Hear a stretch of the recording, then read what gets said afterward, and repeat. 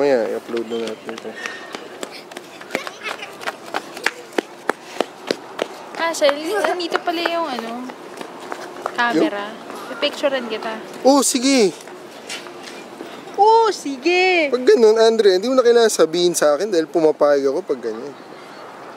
Huwag mo lang popost yung mga, huwag mo popost yung pangit. Kasi, so, kung ganun...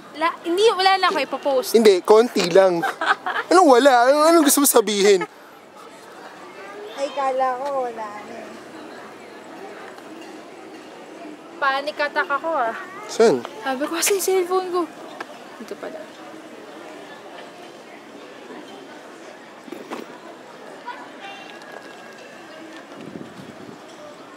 Asan sila, mama?